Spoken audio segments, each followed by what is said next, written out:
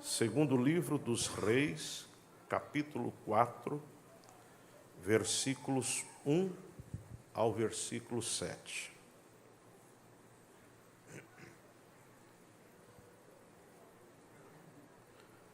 Quem já encontrou, diga amém.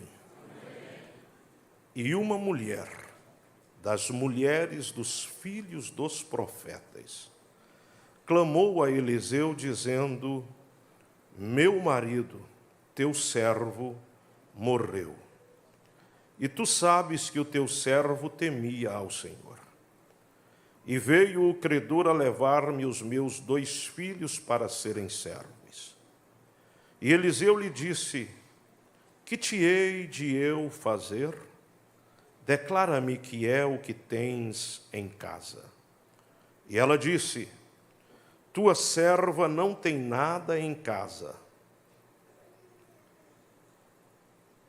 senão uma botija de azeite.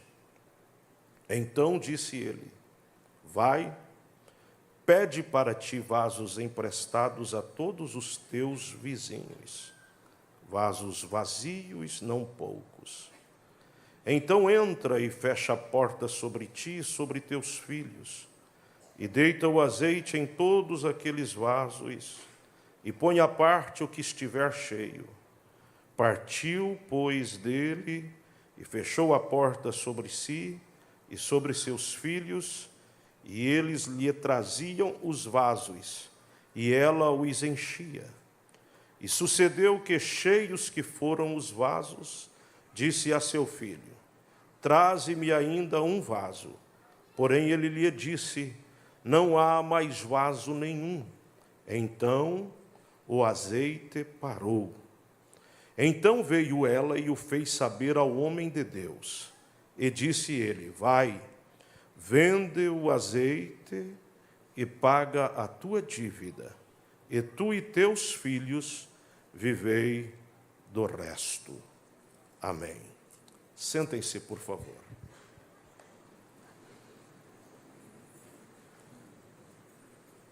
Esta noite, à luz desse texto, eu quero refletir com os irmãos sobre o tema Deus tem compromisso.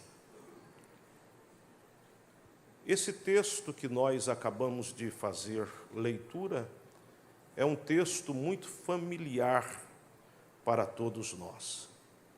É um texto familiar porque aqueles que tiveram a alegria de nascerem no berço evangélico, mesmo antes de serem alfabetizados, já na escola dominical, a gente já pintava as ilustrações desta narrativa bíblica. É um texto que para nós é muito familiar, porque nós ouvimos muitas pregações que são extraídas desse texto. E por que não dizer, nos é familiar, mormente esta noite, que estou aqui diante de muitos obreiros, porque é um texto que todos nós, por muitas vezes, pregamos a respeito dele, tendo em vista ser um texto que traz um leque de muitos e variados temas para a nossa meditação e para nossas abordagens. De maneira que é um texto familiar, conhecido, conhecidíssimo, podemos dizer no superlativo, por todos nós. Porém, não obstante ser um texto familiar e conhecido por todos nós, eu tenho a plena convicção de que Deus tem uma palavra neste texto para o nosso coração nesta noite, pois ela é a palavra de Deus, e a palavra de Deus, ela se renova a cada manhã, e além de ser viva e eficaz, e mais penetrante do que espada alguma de 2 gumes, que penetra até a divisão da alma e do espírito, que vai até as juntas e medulas, e é apta apta para discernir os pensamentos e a intenção dos corações. Vamos, portanto, pensarmos a respeito desse texto. Mas antes de dizer-lhes com quem Deus tem compromisso, é importante que nestas palavras introdutórias nós pensemos com quem Deus não tem compromisso. Porque esse texto não é, nunca foi e jamais será uma apologia para que alguém venha de forma irresponsável contrair dívidas, pois Deus não tem compromisso com a irresponsabilidade de quem quer que seja, pois alguns compram para Jesus pagar e Deus não tem compromisso com esta falta de responsabilidade. Deus não tem compromisso com a má administração de ninguém, até porque o Senhor Jesus, quando nas suas palavras ele disse que alguém que se propõe em construir uma edificação, em levantar uma torre, ele deva sentar-se e, assentado, fazer os cálculos daquela edificação, para que, começando-a, não deixe-a inacabada, a fim de não ser envergonhado, de não ser exposto à humilhação. Isto é, o Senhor Jesus está dizendo da necessidade que temos de administrarmos, de fazermos o balanço, de fazermos o planejamento para não contrairmos uma dívida que a gente não possa arcar com ela. Deus não tem compromisso com a irresponsabilidade. Deus não tem compromisso com a má administração.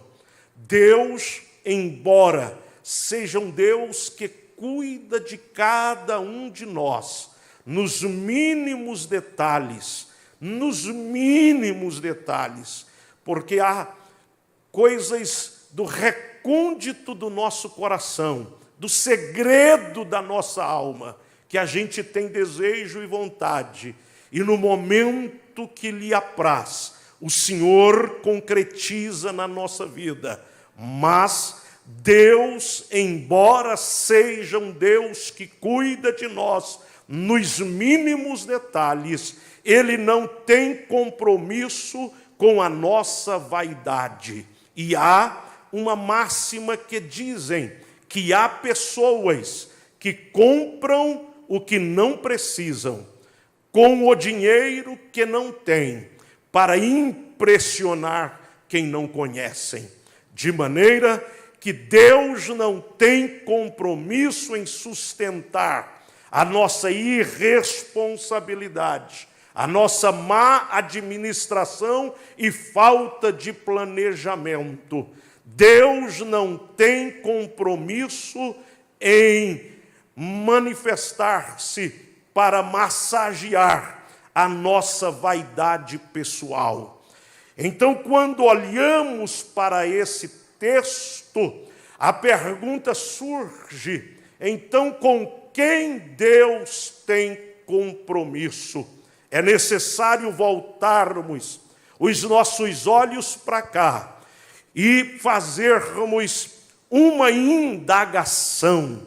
Quem é este homem que morreu e deixou a família endividada? Quem é esta pessoa? O texto lança luz a respeito de quem ele era. Em primeiro lugar, nós podemos assegurar que este homem, ele era conhecido do profeta Eliseu. Observem que quando sua esposa vai ao encalço de Eliseu, ela diz: meu marido, teu servo, morreu, e tu sabes.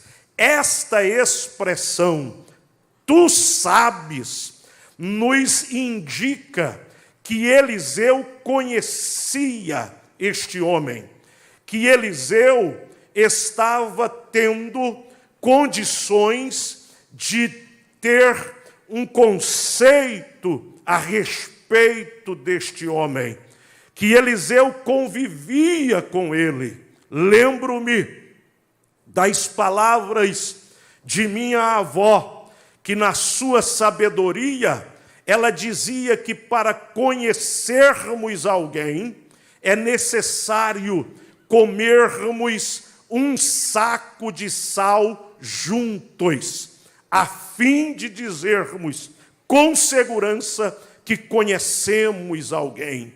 Eu não estou dizendo que Eliseu teve um encontro casual com este homem que morreu. Eu não estou dizendo que Eliseu ouviu falar deste homem que morreu. Eu não estou dizendo que Eliseu, por acaso, se encontrou em algum momento com ele. Não, eu estou dizendo que Eliseu o conhecia profundamente, que Eliseu o tinha perto, que Eliseu sabia com particularidade deste homem que morreu. Mas além dele ser conhecido do profeta Eliseu, o texto nos mostra que ele também era obreiro do profeta Eliseu.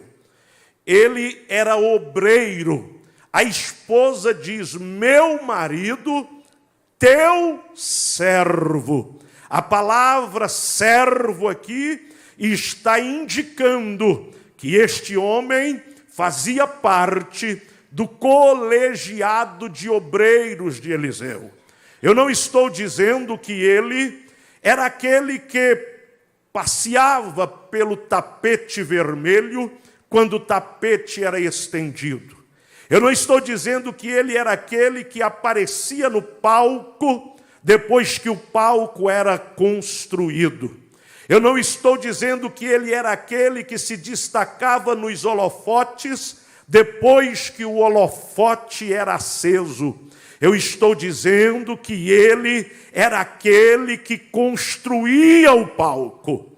Eu estou dizendo que ele era aquele que estendia o tapete.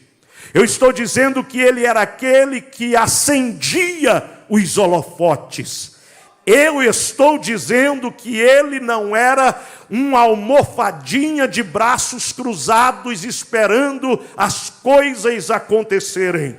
Eu estou dizendo que ele era aquele que arregaçava as mangas, dispensava as pompas e ia para o embate. Ele era obreiro, seu servo.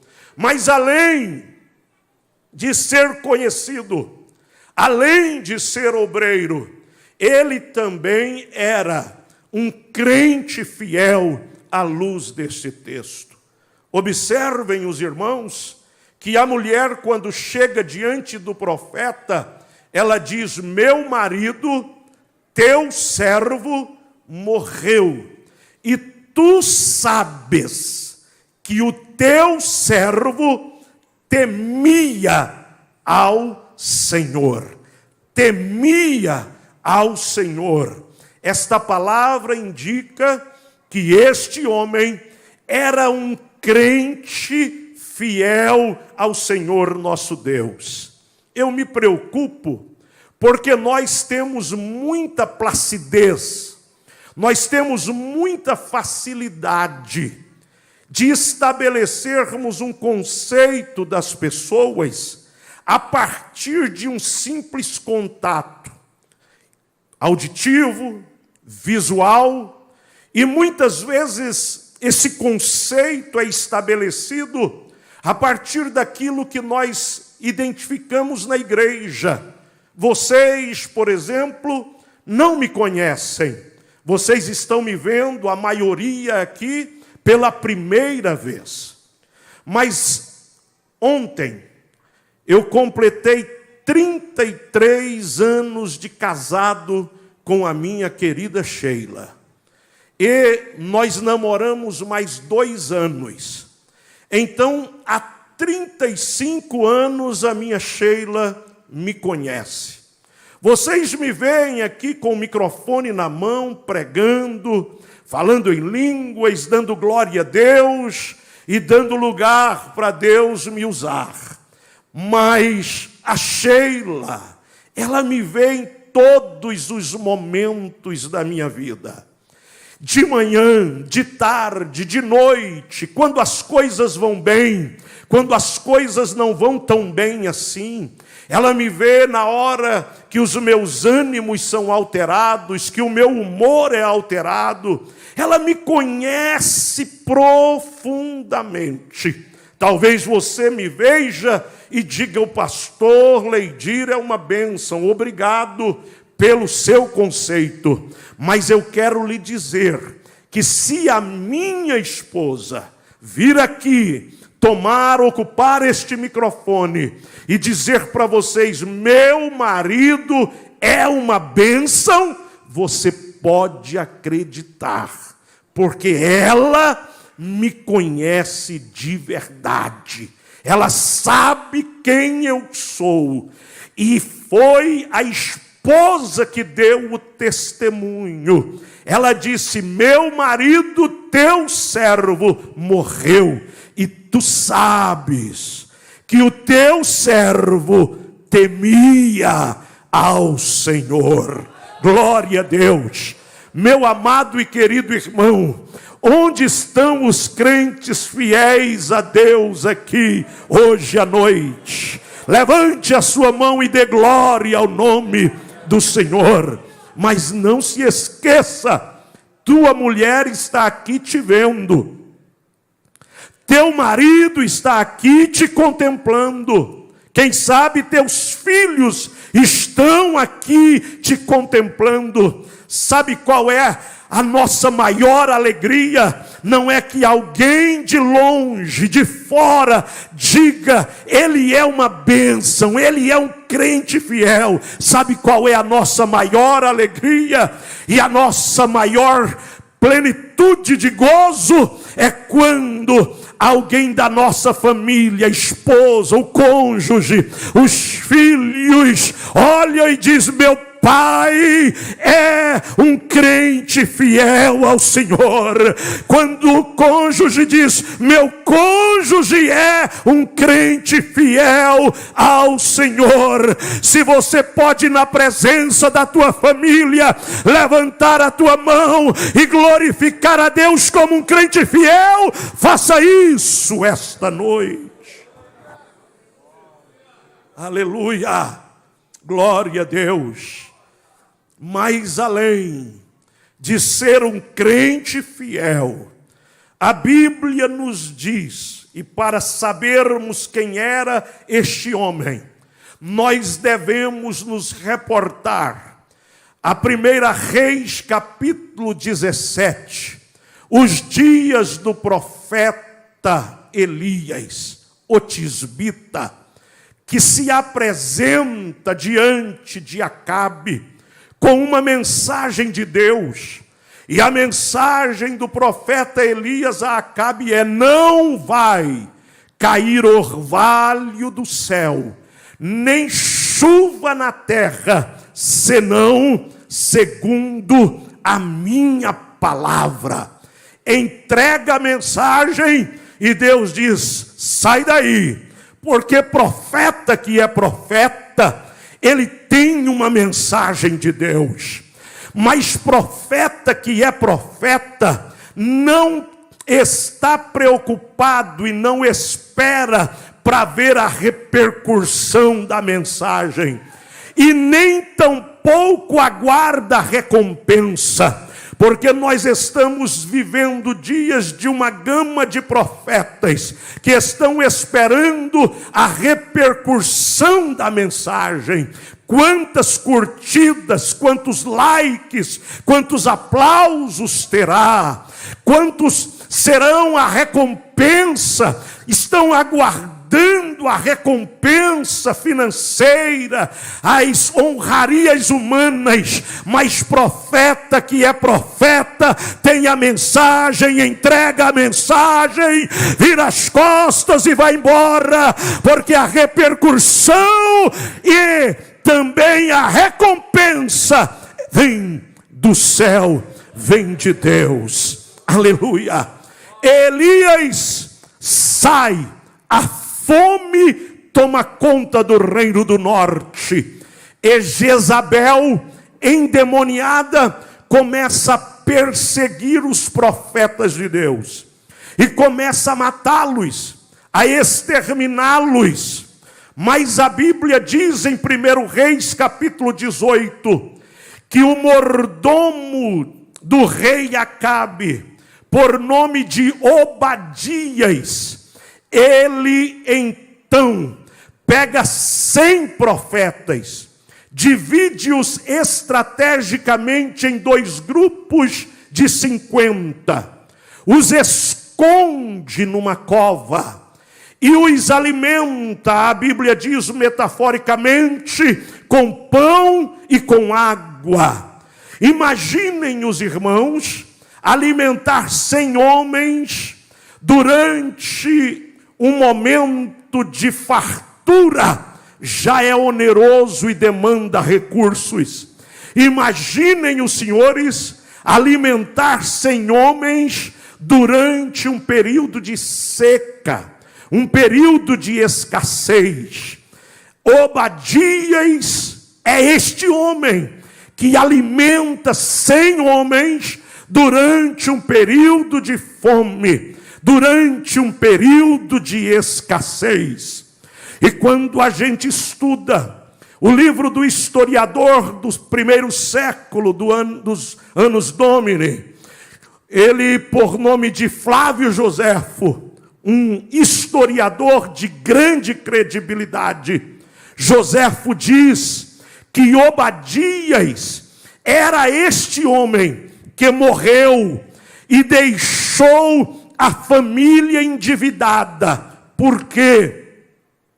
Porque ele alimentou 100 homens durante um período de escassez. Joséfo diz que ele usou dos seus recursos, mas quando não havia mais recursos pessoais, ele não deixou que os profetas morressem.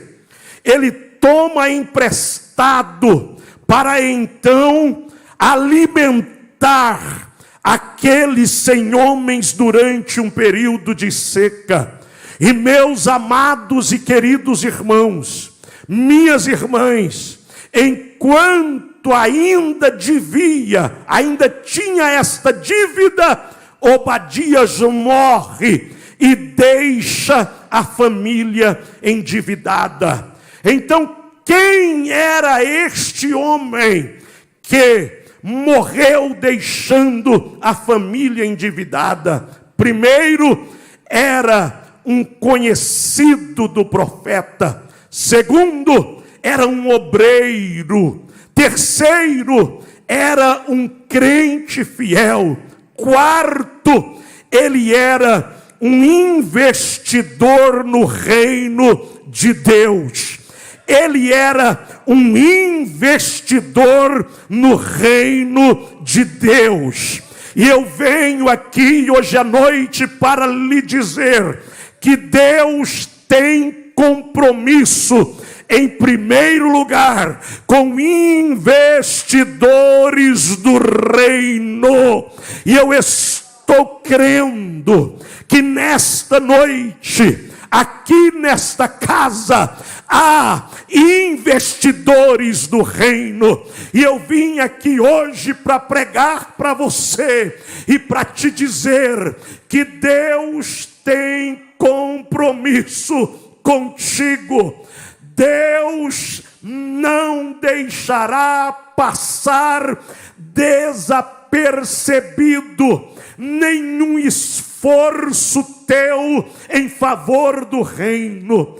Deus não deixará passar desapercebido nenhuma lágrima tua em favor do reino. Deus não deixará passar desapercebido nenhuma madrugada sacrificada em favor do reino. Deus não deixará passar desapercebido nenhum jejum em favor do reino. Deus não deixará passar desapercebido nenhuma oferta, nenhum dízimo, nenhum esforço financeiro em favor do reino. Eu vim aqui para pregar nesta noite e para dizer para você: não passará desapercebido nada, tudo está diante dele. Ele contempla todas as coisas e me manda te dizer hoje à noite aqui: ele tem compromisso contigo, tem compromisso com os teus filhos, tem compromisso com os teus netos, tem compromisso com aqueles que descenderão de ti. Portanto, assim diz o Senhor nesta casa, hoje à noite: de ti, da tua casa, da tua família, cuido eu, diz o Senhor. Shuralahasandaraias, Uramacalamachandarabakalamai, Lamai Shuriandalamaias, Oracandalabashuria. Aleluia, aleluia. Não se poupe, não se poupe, entrega tudo, lança tudo, vá além das tuas forças, vá além dos teus limites, porque Deus está colocando em crédito nos céus todo o teu esforço, e o céu se abrirá e a recompensa chegará. Oh, aleluia, aleluia. Mas o Espírito ainda me faz saber que há aqui pessoas que já estão colhendo o que outros investiram e semearam no passado. Há crédito em teu favor nos céus, diz o Senhor. Há crédito em teu favor no céu, diz o Senhor. Aquieta o teu coração, porque o teu milagre está chegando. Se você crê comigo, jogue uma de suas mãos aos céus e adore ao Senhor nosso Deus esta noite. Ele tem compromisso com investidores do reino. Aleluia. Nada passará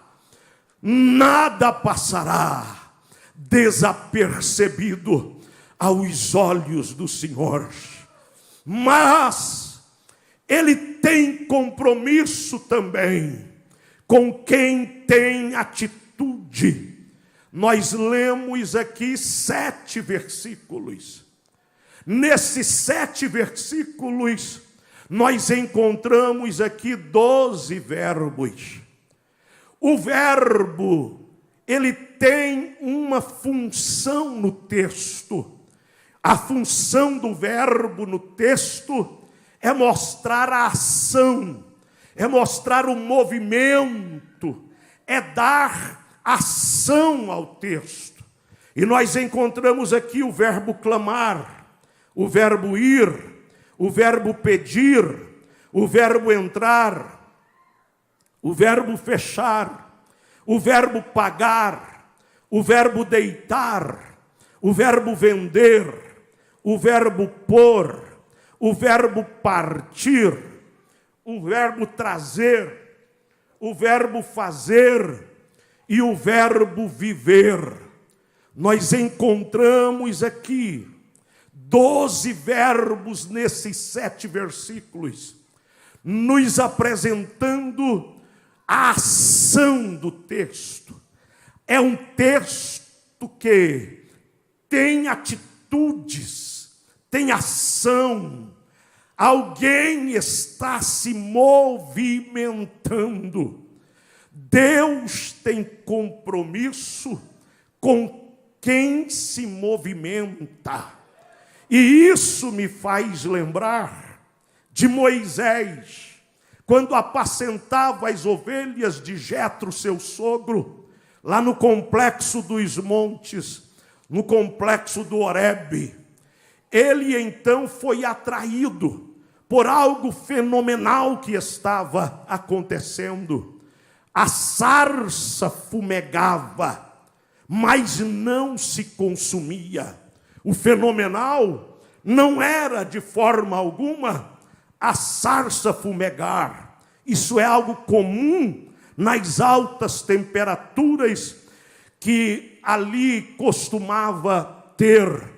E a sarça entrava então em combustão. Mas o fenomenal é que a sarça ardia no fogo, mas não se consumia. Ela era preservada no fogo.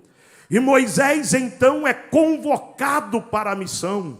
E diante da convocação, ele então quer provas de Deus, que Deus seria com ele. E Deus diz: Moisés, o que é isso que tens nas mãos? E ele diz: é uma vara, é um cajado. Deus diz: lança o cajado no chão. Moisés lança o cajado no chão.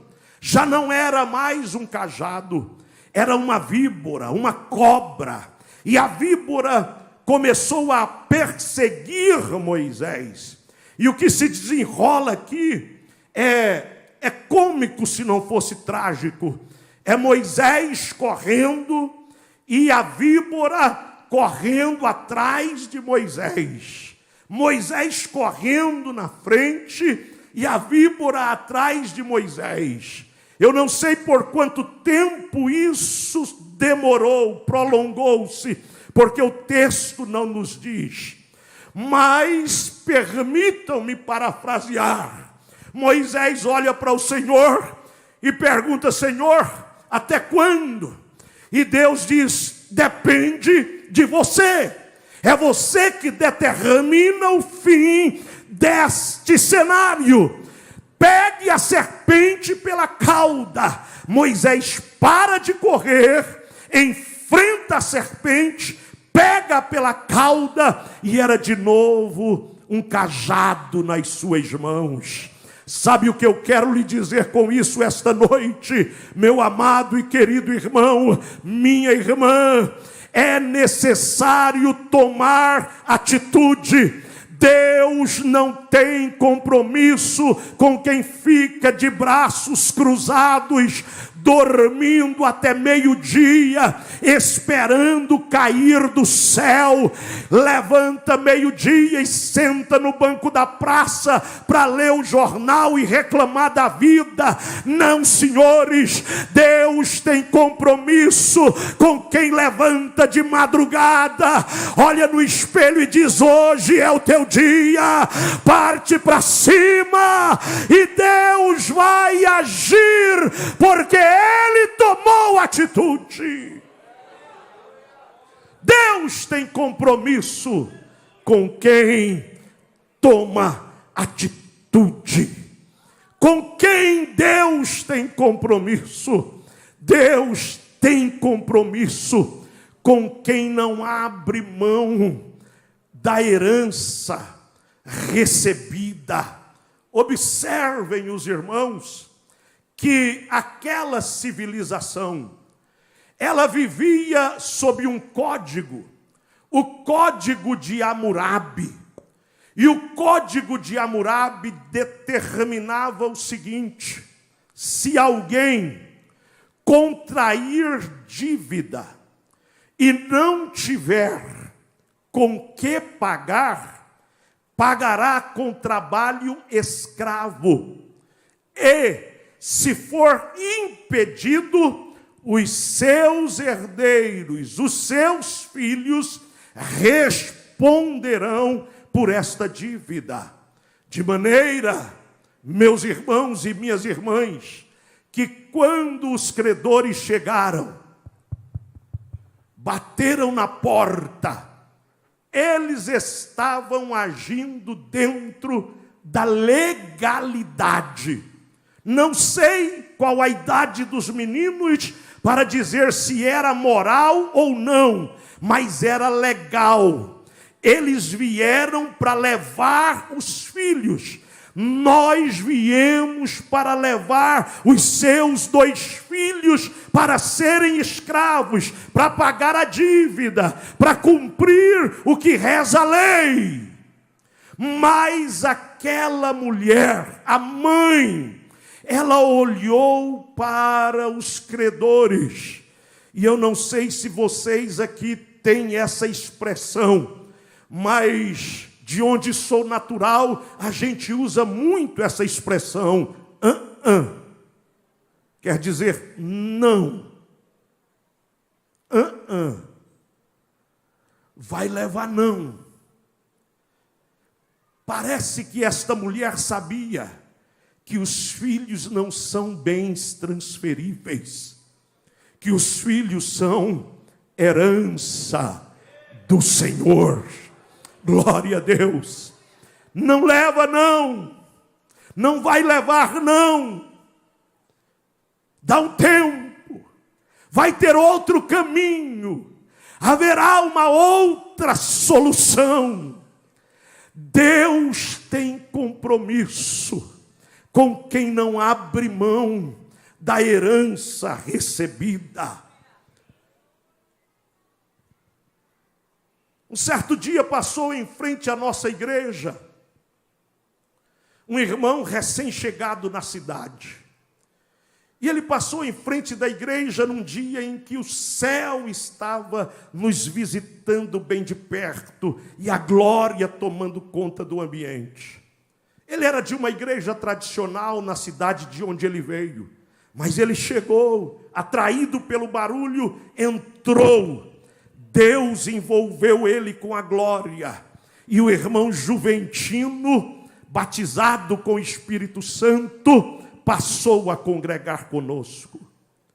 Dias depois, irmão Juventino foi recebido como membro da igreja.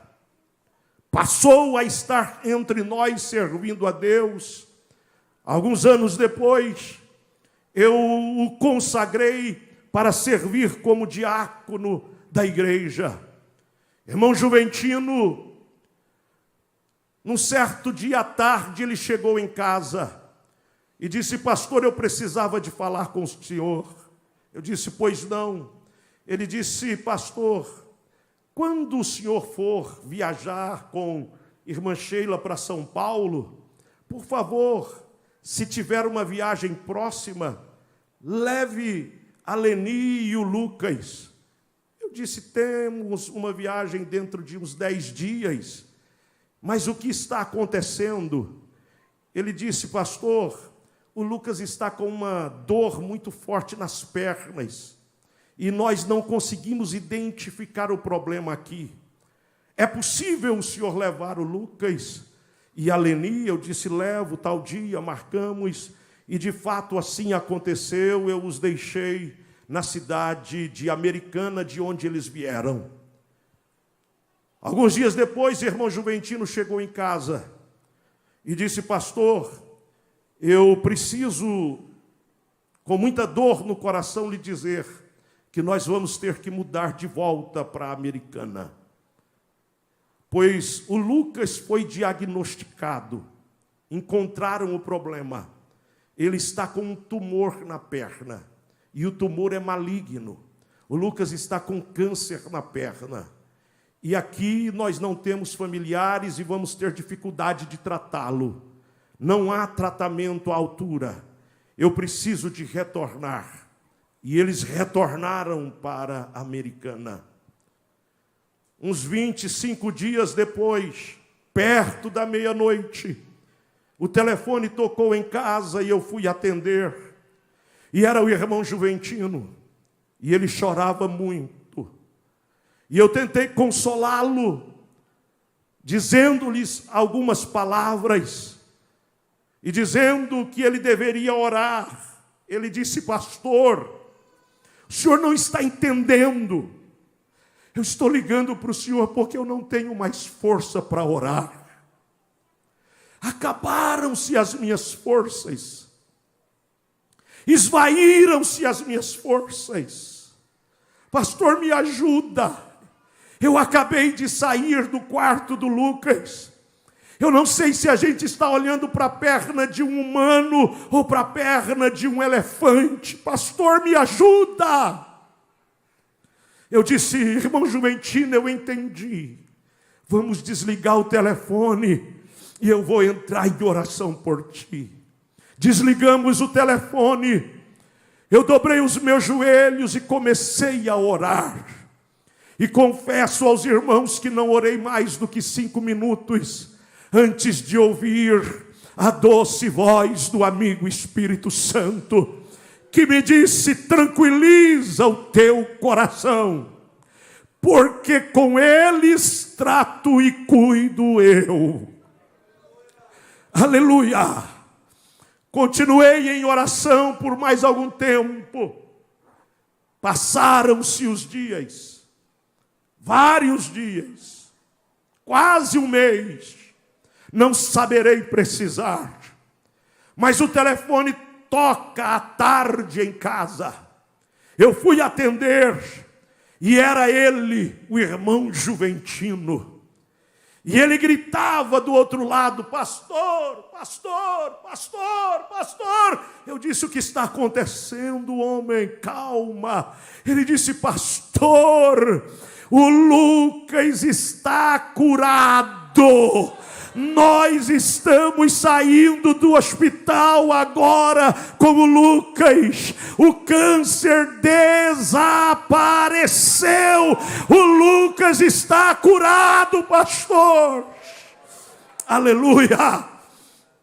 Eu me alegrei como vocês também se alegraram. Uns meses depois, era meu aniversário, o culto em ação de graças, e eles vieram. Os recebi em casa à tarde. E a irmã Leni, sentada no sofá de casa, ela contou-nos que houve uma tarde em que a junta médica a convocou e disse: mãe, nós precisaremos amputar a perna do Lucas. Assine o termo para autorizar a amputação. Ela disse que abaixou a cabeça e não sabe, dizia ela, de onde tirou forças.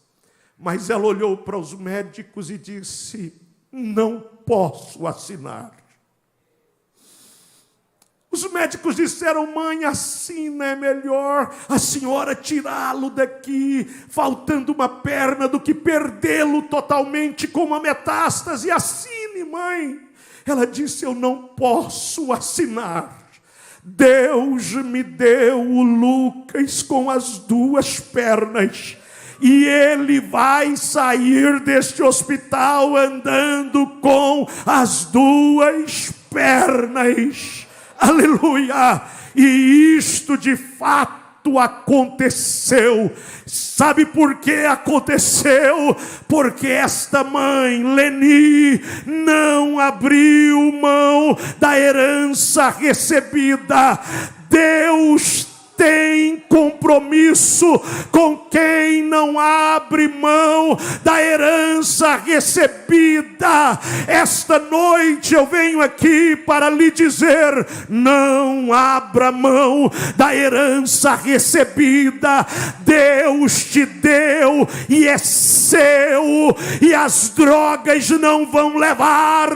Deus te deu e é seu, e a prostituta não vai levar. Deus te deu e é seu, e a mulher adúltera não vai levar. Deus te deu e é seu, e a falência não vai abaixar as portas. Deus te deu e é seu. Segure, agarre. Choremacheria sandaraias, urime que anda rácia. Tem alguém de olho no que é seu? Tem alguém querendo levar o que é seu? Tem alguém querendo negociar o que é seu? Acabe chega para Nabote e diz: Nabote, me dá sua vinha.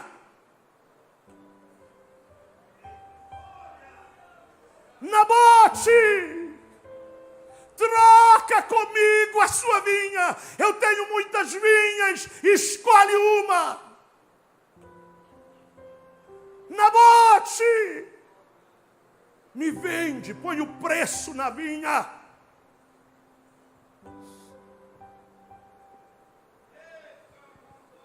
Nabote olhou e disse: Acabe, Deus me guarde de abrir mão, de negociar a herança que eu recebi dos meus pais. Tem coisas, tem valores que são inegociáveis. O inimigo flerta, o inimigo chama para a mesa de negociação. O inimigo quer que você coloque na mesa de negociação, mas Deus te trouxe hoje aqui para te dizer: eu te dei.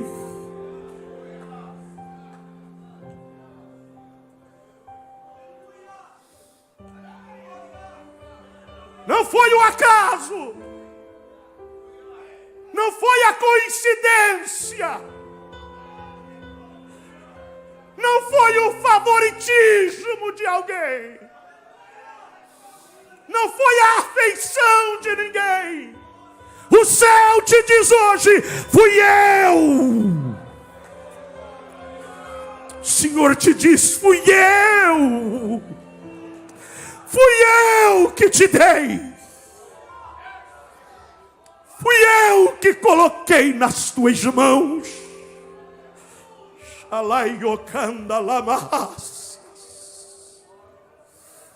Por que é que você está abrindo mão? O que é que tu vais fazer com o que eu coloquei nas tuas mãos? O que é que tu vais fazer com o que eu coloquei nas tuas mãos? É a herança do Senhor. É a herança do Senhor. Labaraichorebácias.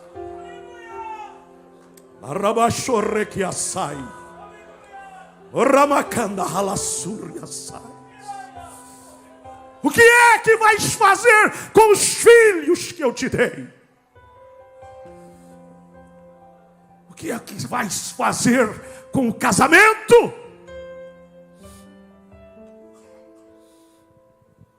O que é que vais fazer com o ministério que eu te dei?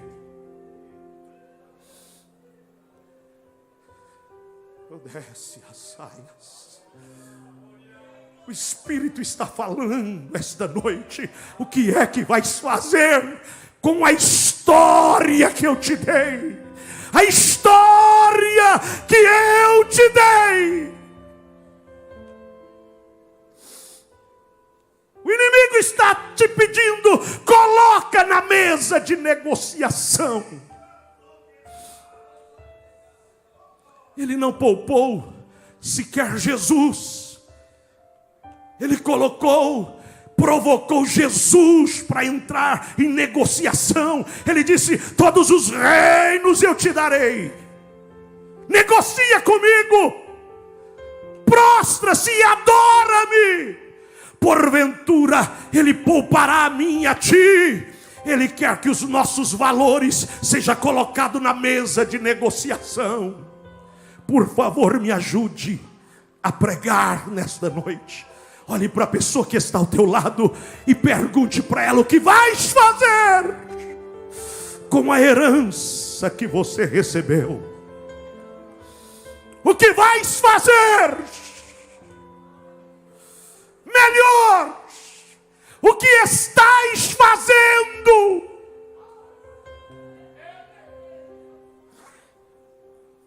Aleluia. O que estás fazendo? A mulher disse: não leva. Não leva. Os meus filhos não. A Leni disse: não amputa. Não vai amputar. Nabote disse: eu não dou, não empresto e não vendo. O sangue dele clamou, mas ele morreu agarrado. Você não é covarde. Esta noite eu venho aqui para lhe dizer que você não recebeu um espírito de covardia para te fazer recuar, dar marcha ré, voltar atrás diante das ameaças do inimigo. Você recebeu um espírito de poder, de unção, de moderação, para avançar, para segurar. Se coloque de pé com a permissão, pastor Nilton. Fique de pé em nome de Jesus. Aleluia. Receba a graça de Deus esta noite. Receba a unção de Deus esta noite. Receba poder de Deus na tua vida esta noite. Para você não perder aquilo que Deus te confiou. Porque Deus tem compromisso com quem não abre mão da herança recebida. Levante comigo uma de suas mãos, ou se possível as duas aos céus. Aleluia. Feche os teus olhos agora. Oh, aleluia. Porque o Espírito de Deus te enche esta noite.